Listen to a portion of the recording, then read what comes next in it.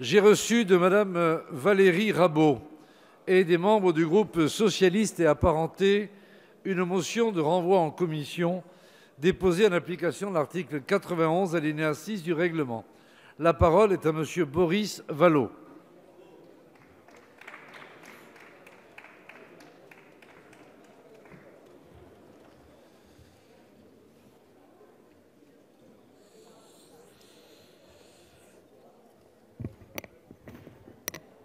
Monsieur le Président, Monsieur le Ministre, Madame la Secrétaire d'État, mes chers collègues, s'il était un seul motif qui justifierait le renvoi en commission, ce serait la mauvaise manière, la manière un peu cavalière que vous avez eue en commission le 15 septembre dernier, vers minuit 45, alors même que nombre d'entre nous étaient dans l'hémicycle pour débattre de la question d'interdiction du glyphosate. Vous avez introduit un amendement tout à fait singulier. C'est l'amendement 2030, après l'article 71, qui crée un article additionnel qui habilite le gouvernement à prendre par ordonnance toute mesure permettant notamment de mettre fin aux tarifs réglementés du gaz. Les tarifs réglementés du gaz naturel prendraient fin pour les professionnels un an après la promulgation de l'ordonnance et au 1er juillet 2023 pour les clients résidentiels, les propriétaires uniques d'un immeuble à usage d'habitation et les syndicats de copropriété d'un immeuble bénéficiant des tarifs réglementés. Et tout cela sans étude d'impact ni évaluation budgétaire ou financière. Et on est en droit de s'en poser la question, quel est le rapport de cet amendement avec le projet de loi? À l'évidence, Monsieur le Ministre, notre commission spéciale n'a pas été mise en situation d'examiner convenablement une disposition qui peut avoir des conséquences lourdes pour des millions de Françaises et de Français, et précisément pour les entreprises dont vous vous préoccupez et qui sont attachées à la compétitivité prix de l'énergie. Il est pour cela nécessaire de renvoyer ce projet de loi en commission, sauf à prendre un risque réel quant à la conformité de l'examen de cet article avec les dispositions constitutionnelles, ce qui ne serait le souhait de personne. Et ce renvoi en commission nous permettrait également d'approfondir un débat qui nous a paru trop rapide sur un certain nombre de sujets majeurs. Et je veux évoquer en particulier ici celui des privatisations d'Aéroports de Paris et de la Française des Jeux. Nous aurions aimé poursuivre le débat pour vous convaincre d'abord que la privatisation de ces deux entreprises est une aberration économique. Une aberration économique parce que ça n'a pas de sens que de vendre des bijoux de famille qui versent des dividendes à l'État, alors même que ce même État emprunte à des taux extrêmement bas, voire à des taux négatifs. Une aberration économique parce que et la Française des Jeux et ADP versent aujourd'hui des dividendes à peu près équivalents au fonds que vous envisagez de créer. Une aberration économique parce que si l'on regarde les fondamentaux, notamment d'ADP, le cours de son action qui est passé de 74 à 193 € ces 5 dernières années, ces fondamentaux sont bien orientés et laissent à penser qu'ADP, à soi seul, aurait pu assurer le rendement de votre fonds pour l'innovation radicale. Alors vous nous répondez que votre fonds aura un rendement de 2,5 %. Mais permettez-moi, Monsieur le Ministre, de vous faire remarquer que c'est bien au-dessus du rendement actuel des obligations d'État.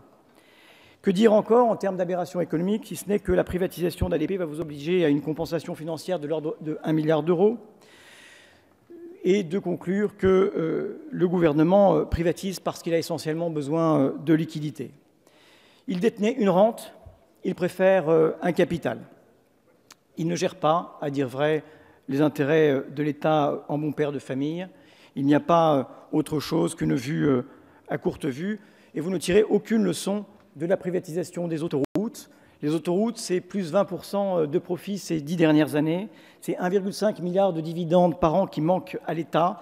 Ce sont des péages qui, bien que régulés par la Direction générale des infrastructures, augmentent depuis plus de 10 ans de l'ordre de 2% par an. Au-delà de l'aberration économique, ces deux privatisations sont un non-sens et une erreur stratégique. Une erreur stratégique d'abord s'agissant de la Française des Jeux. Car si la puissance publique est en capacité de trouver un équilibre entre la lutte contre les addictions et la protection des joueurs d'une part et l'optimisation du produit des jeux d'autre part, une société privée n'aura pas les mêmes exigences et ne supportera pas les dépenses liées à la prévention des addictions et au surendettement. La Française des Jeux n'est pas une entreprise comme les autres parce que le jeu n'est pas une marchandise comme les autres. Vous connaissez comme moi les chiffres de l'addiction qui sont chaque année confirmés par l'Observatoire des Jeux. Christophe Blanchard-Dignac, qui était l'ancien président de la Française des Jeux, estimait lui-même qu'il était difficile d'arbitrer entre les résultats de l'entreprise et la responsabilité sociale de cette même entreprise. C'est cette mise en balance, ce sens des responsabilités qui l'avait conduit à supprimer le jeu Rapido, qui était considéré comme trop addictif en 2014. Qu'en sera-t-il avec un actionnaire privé? Que pèsera la défense du jeu responsable pour les dirigeants d'une Française des Jeux privée face à la tentation de la rémunération des actionnaires? Par ailleurs, vous le savez, et le débat est vif, la Française des Jeux est le premier contributeur au sport pour tous dans notre pays.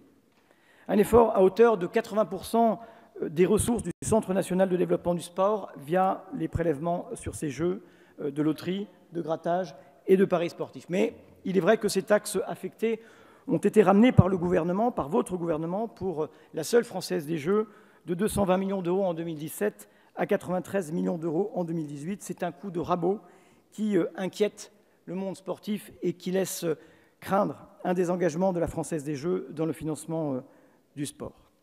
C'est une erreur stratégique également s'agissant d'ADP. J'allais dire doublement stratégique, parce que d'abord ADP est un service public national au sens du préambule de la Constitution de 1946 et à ce titre doit demeurer propriété de la collectivité.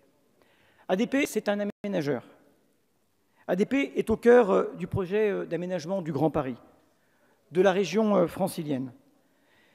Et elle doit rester pour cela propriété d'une collectivité publique. Elle est à la jonction de CDG Express et de la ligne 17 du métro du Grand Paris. Elle est totalement partie prenante du projet Cœur d'Orly, 15 hectares de quartier d'affaires, une plateforme multimodale. Et à l'exception de l'Australie, toutes les grandes nations ont laissé sous pavillon public leurs aéroports. C'était d'ailleurs le sens du législateur dans la loi de 2005, lorsqu'il avait souhaité que le capital d'ADP demeure majoritairement public.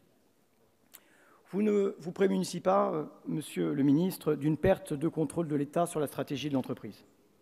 Il y a un risque avéré de réorientation vers une diversification plus rémunératrice de ses activités dans le commerce ou l'immobilier, par la recherche d'une croissance à l'international qui est plus rémunérateur que les tarifs réglementés. Le risque d'éviction sur les investissements nécessaires au développement du transport aérien national, du hub parisien, sont considérables.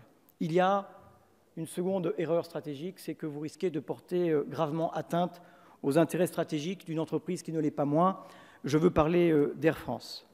Car si les aéroports sont en concurrence les uns avec les autres, les aéroports mettent en concurrence les compagnies aériennes les unes avec les autres. Et le système de double caisse que vous avez choisi de maintenir augmente ce risque. Tous les aéroports privés sont plus chers que les aéroports publics et les taxes aéroportuaires risquent d'augmenter dans les années à venir.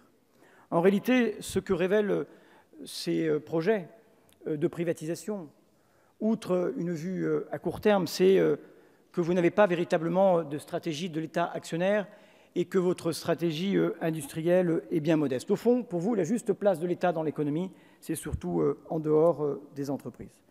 Nous aurions souhaité que le renvoi en commission soit l'occasion d'approfondir un certain nombre de sujets sur lesquels nous ne sommes pas allés au bout de l'évaluation de ces impacts. Je pense à l'équilibre du pacte salarial, qui est un enjeu majeur. Je pense à la question de l'impact du changement des seuils. Sont-ils véritablement mesurés? On pourrait encore évoquer la question de la transparence des écarts salariaux. Nous aurions aimé aussi, Monsieur le ministre, que nous puissions continuer à travailler pour faire la démonstration que derrière des mots qui parfois nous sont communs, comme la codétermination à la française, la fonction sociale de l'entreprise, la transparence des écarts de rémunération, la lutte contre les rémunérations excessives, il y a en réalité des projets différents, des intentions contradictoires, des ambitions qui en réalité nous ne seront pas communes. Nous aurions aimé avoir un peu de temps, peut-être, pour vous convaincre d'un peu plus d'audace. J'ai peur que derrière vos propositions, il n'y ait peut-être pas de mauvaises intentions, mais à tout les moins une forme de falsification. Voilà, mes chers collègues, pourquoi je vous invite, au nom des députés du groupe socialiste, à voter cette motion de renvoi en commission. Merci, Monsieur Vallot.